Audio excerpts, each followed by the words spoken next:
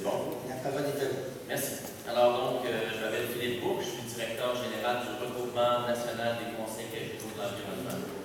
Rapidement, les conseils régionaux de l'environnement sont des organismes sans but lucratif présents sur le territoire québécois depuis 40 ans maintenant. 20 ans qui sont présents sur l'ensemble du territoire, à l'exception du Grand Nord. Et leur mission, c'est de favoriser la protection de l'environnement, le développement durable de chacune des régions administratives.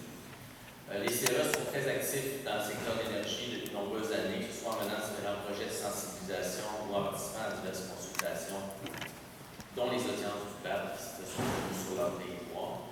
Le regroupement des CRE, lui aussi, joue un rôle important dans le dossier, comme l'actualité, on est présent, entre autres, à la Régie de l'énergie depuis 1998, où on intervient au long de novembre pour défendre leurs valeurs, leur vision sur l'énergie. Et évidemment, on représente aussi l'ensemble des CRE lorsqu'il est question d'enjeux génériques, des audiences du PAP générées sur les problématiques plus globales, des commissions parlementaires, ce genre de choses. De manière encore plus active, on a été vraiment très impliqué au cours des dernières années dans toute la logique d'une révision de la question de l'avenir énergétique au Québec. Et on a cherché à le faire en essayant de s'appliquer sur le terrain, en mobilisant les acteurs du milieu, que ce soit municipaux, les entreprises, les décideurs sur l'échelle du territoire. Et entre autres, ça a commencé en 2010 avec une importante campagne de réflexion qui s'appelait les rendez-vous de l'énergie, qui a mené ensuite à un forum québécois sur l'énergie. Et finalement, depuis quelques années, elle a mis sur pied dans l'ensemble des régions du Québec de la démarche par notre propre énergie. Donc, c'est sur la base de cette expertise en énergie, cette vision particulière que nous avons, je pense, du développement énergétique québécois, que je viens aujourd'hui un peu apporter ma contribution, celle du regroupement, à votre réflexion sur ce projet en particulier qui concerne la centrale au gaz de TransCanada, mais surtout sur les conditions et les mécanismes qui ont rendu ce projet-là utile malgré nous. Donc, il nous place dans une situation un peu particulière, puis un peu comme l'ont fait le BA juste avant. Pourquoi on désire le faire de cette façon-là? C'est parce qu'on pense qu'il y a un contexte particulier. Je vous dirais qu'après, moi, personnellement, plus de 20 ans, c'est rare sur les occasions où on a la chance de faire des transformations. Et dans le cas particulier de l'énergie, on sent qu'avec la nouvelle politique énergétique et surtout l'étude du projet de loi 106, dans les prochains mois, il y a peut-être une opportunité, une fenêtre pour corriger les choses qu'on a constatées au cours des dernières années. C'est dans cet esprit-là que j'essaie d'amener votre réflexion aujourd'hui. Donc, pour ce qui est du projet aujourd'hui, peut-être vous rappeler rapidement l'histoire de notre implication dans le dossier. Donc, un peu comme l'actualité, stratégie énergétique, on participe au dossier de la Régie d'énergie, dont le plan d'approvisionnement du distributeur, et en particulier celui du 2013-2024, dans lequel, finalement, on a découlé, si on veut, le projet d'utilisation de la centrale TransCanada. Évidemment, nous, notre intention, c'était pas évidemment de promouvoir ce genre de solution-là dans le cadre de nos travaux à la Régie, mais au contraire, comme on l'a mentionné juste avant, d'encourager au maximum la mesure de réduction de la demande en puissance à la moindre, et entre autres en favorisant toutes sortes de solutions de réduction de la consommation. Et en particulier, on a voulu aborder, encore une fois, ce qu'on avait fait avant, le potentiel d'utilisation des compteurs intelligents comme moyen de réduire le besoin en énergie ou sans puissance. On a fait appel à notre expert qui est Philippe Papaz, qui a dressé un portrait de l'usage de ce type de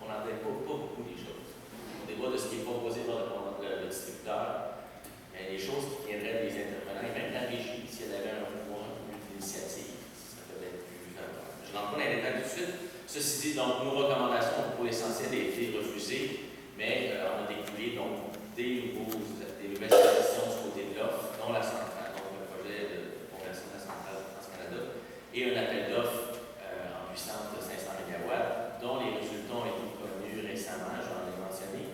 J'en profite pour dire que c'est 3 fois Hydro-Québec Production qui a gagné. Et ça me permet de faire le pont sur une question que vous avez posée tout à l'heure. Il y en a de l'énergie disponible. Il faut faire la nuance entre l'énergie disponible pour le distributeur et l'énergie d'Hydro-Québec.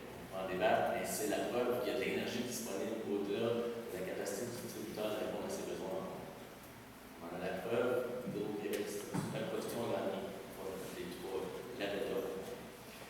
Donc, parenthèse fermée là-dessus. Tout ça m'amène dans le fond, à l'essentiel de mes propos, qui est de faire le constat d'échec d'une certaine façon de certaines dispositions qui étaient souhaitées par le législateur et par la population québécoise dans la façon de gouverner les décisions en énergie, en particulier en électricité.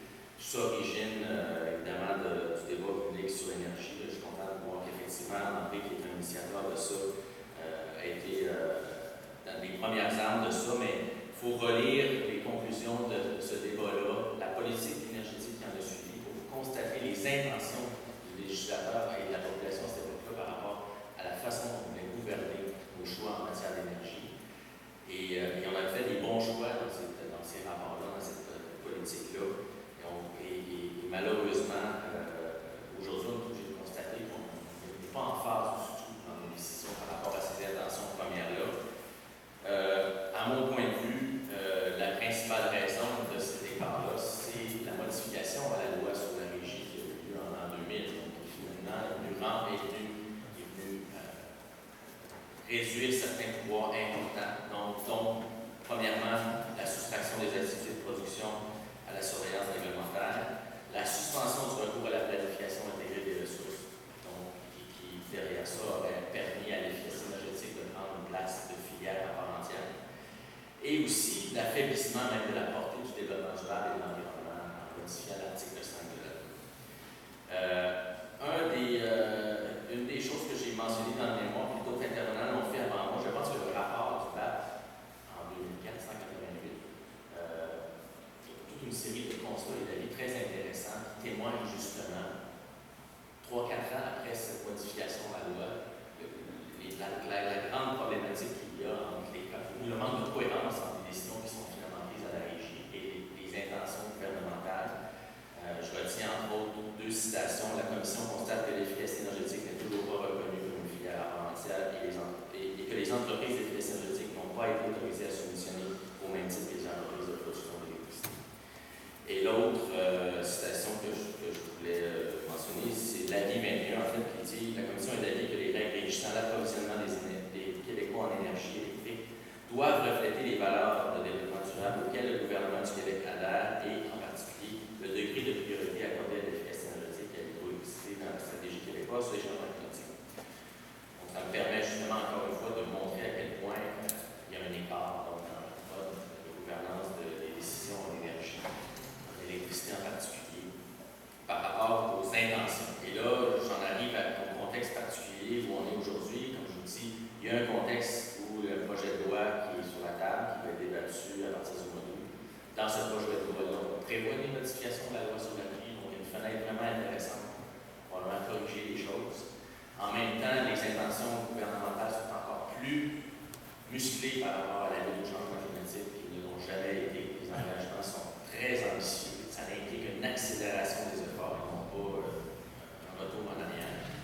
Et je fais un parallèle aussi dans le mémoire avec, entre autres, la stratégie de développement durable tout à fait récente, dont l'un des 5 chantiers prioritaires concerne une meilleure intégration du développement durable dans les choix décisionnels. Ça serait très agréable que la Régie d'énergie soit aussi attentionnée que le BAP dans l'intégration des principes de développement durable dans sa façon de prendre ses décisions et d'opérer son travail. Et c'est dans ce sens-là que nous, on formule une recommandation à l'effet de profiter de la réforme de la loi sur la Régie d'énergie pour mettre à jour la place du développement durable dans cet organisme-là.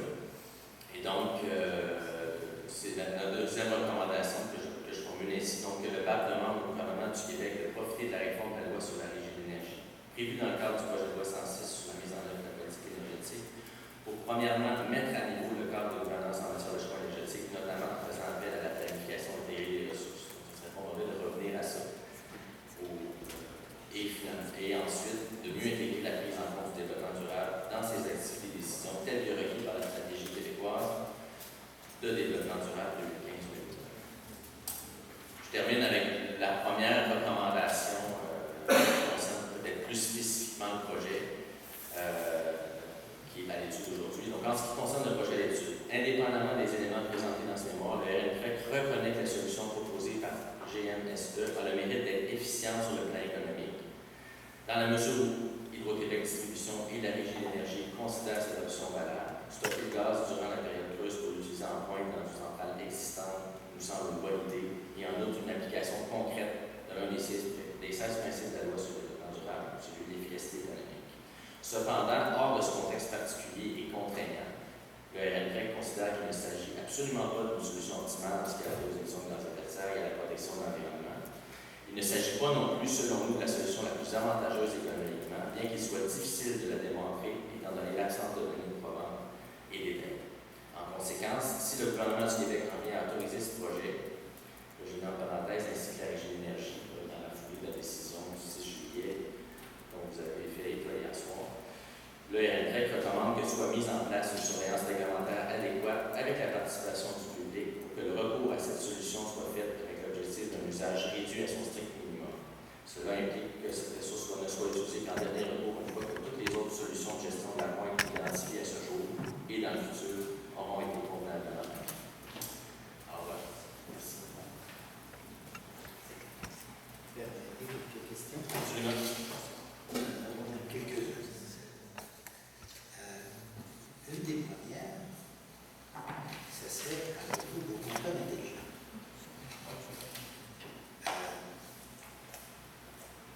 La plupart des maisons vont avoir au Québec, je pense que c'est le programme peut-être pas complètement terminé, mais ça achète, on va avoir le compteur.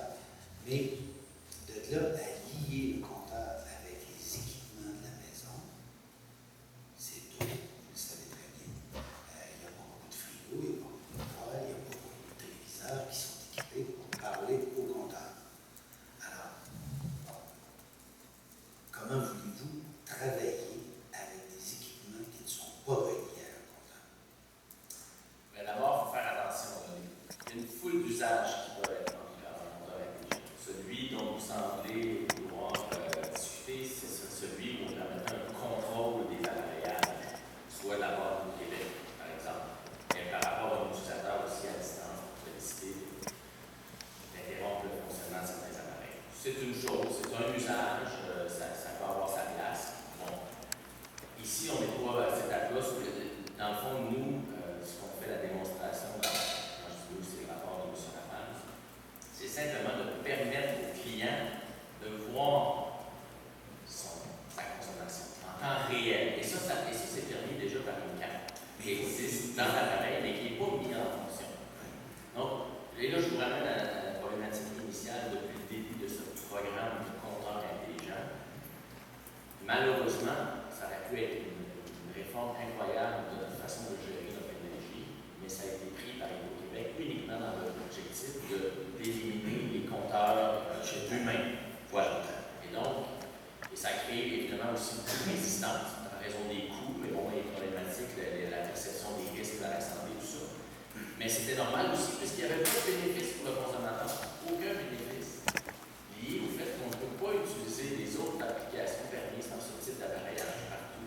Mais en attendant que ça soit en place et que les instruments se parlent, dans le futur, les appareils seraient un peu plus intelligents, est-ce que vous songez à un programme où, quand Hydro-Québec fait appel au public, il pourrait y avoir, par exemple, un rabais si le compteur signale que précisément dans cette période, la personne a baissé son énergie. En fait, on pourrait même probablement lui dire qu'on lui donne son électricité dans cette période si on permet de baisser, si ça ne serait pas cher pour Hydro-Québec. Ça fait partie de la panoplie de mesures qui permettent ce genre d'appareil en complément de d'autres. Deux choses. Le fait de pouvoir, ce qu'on a démontré dans l'étude, c'est, d'abord, je reviens à ce que je disais, simplement, en général, ça a été démontré ailleurs que lorsque le client prend une meilleure conscience de son usage de l'énergie, ça entraîne une réduction de à peu près 9% de consommation. C'est majeur. Ça, c'est juste la question d'avoir accès à l'information. Okay? Je reviens maintenant à la question que vous posez, c'est-à-dire une espèce de système, on va appeler ça des programmes avec programme interutile client individuel plutôt qu'industriel. Ça existe ailleurs et ça pourrait très bien faire aussi. À mon avis, les Québécois sont très sensibles à ce que leur coûte l'électricité, indépendamment du fait que c'est pas si cher que ça, mais il y a une sensibilité très très grande et donc, conséquemment, forcément, ils embarqueraient beaucoup dans un programme qui, effectivement, pourrait prendre la forme de. On n'a pas besoin nécessairement d'être lié à un compteur, c'est-à-dire qu'on s'engage en embarquant dans un pool à dire ben moi, je suis prêt, si tu m'avertis 12 heures à l'avance, de faire telle mesure, je te garantis donc que je vais réduire ma consommation. Et en échange, tu vas me récompenser. Et probablement que la récompense, effectivement, est beaucoup moins coûteuse que les solutions dont on parle en ce moment. On aurait accès, et donc on aurait un système gagnant-gagnant où le distributeur a accès à quelque chose qui est plus dur que juste un appel à la réduction de la consommation. Parce que ça, on peut comprendre qu'au Québec, il ne veut pas compter là-dessus. Est-ce que le comptable est capable de savoir si dans la période précise, la personne a effectivement baissé? Oui. Capable d'avoir ce portrait horaire. Ben, en fait, là, je ne sais pas si cette fonction-là actuellement est activée, mais il y a des comptables qui peuvent le faire. La technologie, en ce sens-là, je pense qu'il faut regarder cet appareil-là comme une boîte qui peut permettre toutes sortes de. Puis je veux dire, en même temps, j'en parle dans mon mémoire, on souhaite que le Québec soit à la page en termes d'innovation technologique, on a une stratégie de développement numérique, on veut l'appeler intelligent. Puis quand on a un appareil comme ça qui nous coûte une fortune, qui est installé à la million, ben c'est comme si on ne voudrait pas l'utiliser. C'est comme il y a quelque chose de pas normal dans ça. Et je pense qu'il faut juste l'explorer. Puis, mais les potentiels existent. Puis, je veux dire, Hydro, avec son programme de chauffe-eau, c'est un peu la même approche qu'il veut utiliser, mais de façon très, très, très ciblée. Dans votre chapitre intitulé Un cadre décisionnel toujours inapproprié, là, où vous parlez de la pertinence, disons, de remettre en place une logique de planification intégrée des ressources. Je prends juste ça comme exemple. Ouais. Et dans l'autre section, où qui est intitulé Un contexte opportun pour corriger la situation. Et là, vous faites référence à la loi et vous dites que le maire devrait aller faire état de vos recommandations dans ce domaine-là. Pouvez-vous me dire quel est le lien entre des recommandations, je dirais, aussi structurelles et le mandat qui nous est donné, pour savoir, et qui porte, pardonnez-moi la caricature, sur une très grosse bonbonne? Pas beaucoup. Mais je reviens à ce que je disais tantôt. Il n'y en a pas de moyen de faire de réformes aussi importantes. Je veux dire, ce que je vous apporte aujourd'hui, qui est basé sur l'expertise de 20 ans dans l'énergie, j'ai aucun moyen de mobiliser les décideurs pour leur faire comprendre qu'il y a un problème, que le problème justifie une réforme et que donc ils devraient le faire, ils devraient le mettre en œuvre. C'est tellement complexe les processus. Puis même, qu'est-ce qui nous justifierait de nous d'aller aussi loin que ça dans notre rapport? Je pense que ça contribue. Il y en a peu de personnes qui s'attardent à la question. Et vous avez le mérite de pouvoir réfléchir pendant 1 mois, 2 mois, 3 mois correctement à la problématique et de voir où sont les sources, pourquoi on nous amène. Sinon, cette réflexion-là ne se fait pas ailleurs. Et c'est dans ce sens-là, c'est presque effectivement un souhait peut-être utopique, mais je vois comme une source potentielle de faire changer les choses. Je comprends, là, je commence à comprendre le lien. Vous dites, on a une situation que vous jugez aberrante. Vous dites, il y a des incongruités, il y a eu des mauvaises décisions, mais vous dites, ça c'est le résultat d'un problème structurel, puis vous dites, la commission du BAP, elle devrait à ce moment-là se pencher sur le problème structurel, et pas seulement sur les impacts directs. Tout à fait. Dans cet esprit-là. On est derrière les raisons de cette situation. C'est votre logique? Tout à fait. Je la comprends bien. OK. Ça m'importe. Alors, s'il y avait eu la planification intégrée des ressources, quelle aurait pu être la conséquence sur un projet comme celui-ci? Bien, d'abord, probablement que sur le projet de départ de Trans-Canada, on aurait pu considérer l'option de, comme vous avez soulevé l'hypothèse tantôt, qu'il y ait un promoteur en efficacité énergétique qui puisse soumissionner et peut-être remporter l'appel d'offres en proposant une solution qui aurait été moins coûteuse.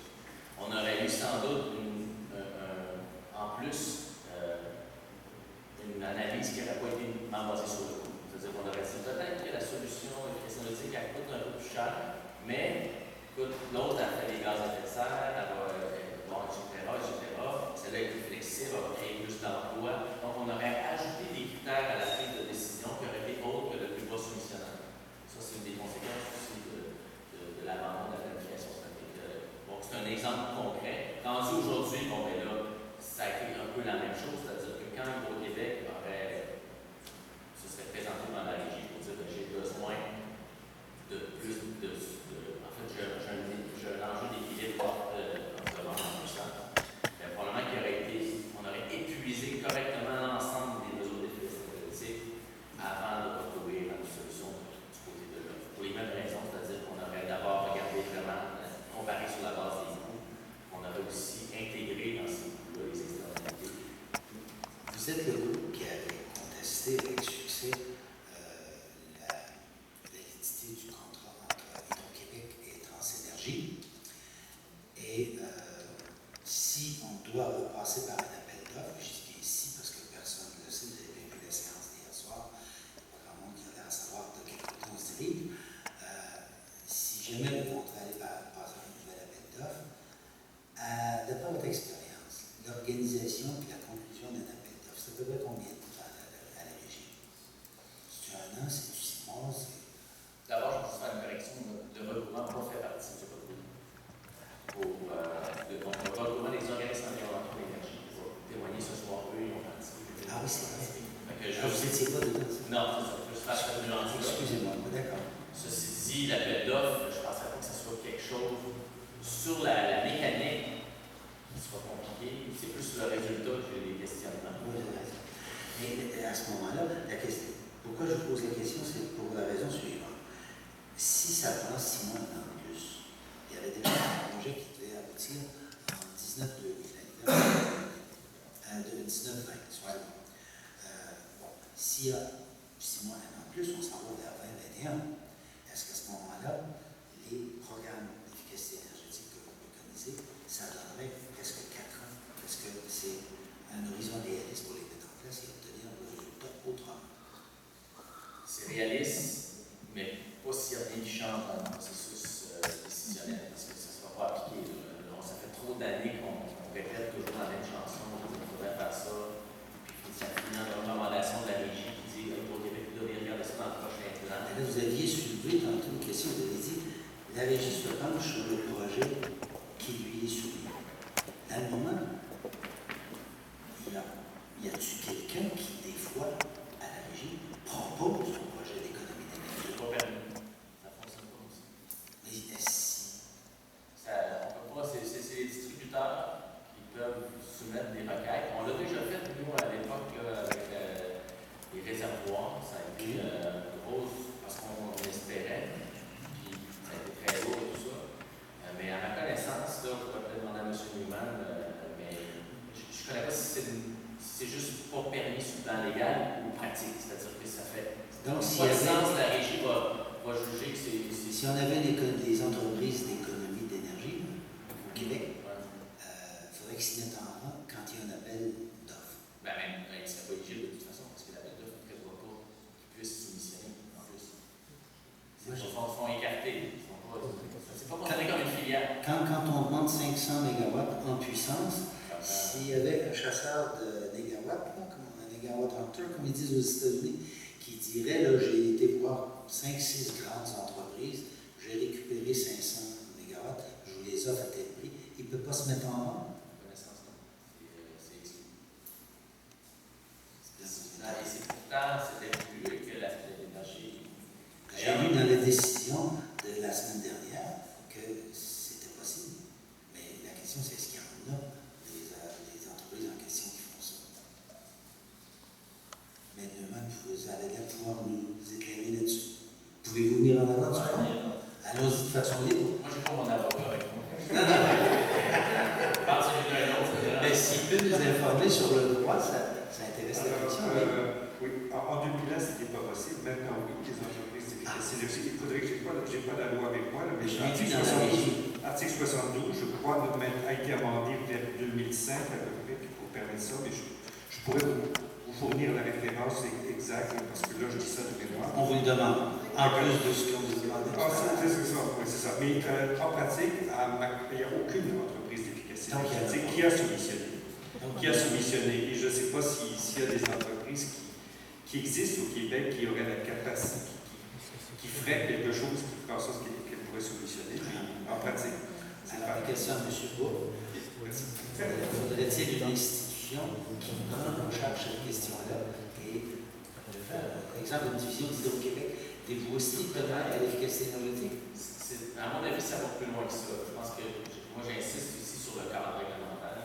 Mais indépendamment si c'est permis à quelque part, il faut que les conditions le permettent aussi. À quelque part, il y a une logique, il faut que ça soit reconnu. Puis d'ailleurs, dans la politique énergétique actuelle, qui reste à mettre en œuvre, il y a une tête de chapitre qui porte le nom de reconnaître l'énergie, l'efficacité comme une filière.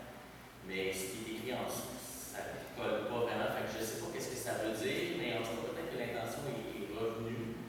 On le souhaite là, puis peut-être qu'ils voient ça avec Transition énergétique Québec, mais c'est deux choses différentes. On n'est pas dans l'approche de répondre aux besoins en champ. D'accord. Il me reste à vous remercier de ce plaisir. Alors, merci. Et comme il est 17h, on a Mme Renaud.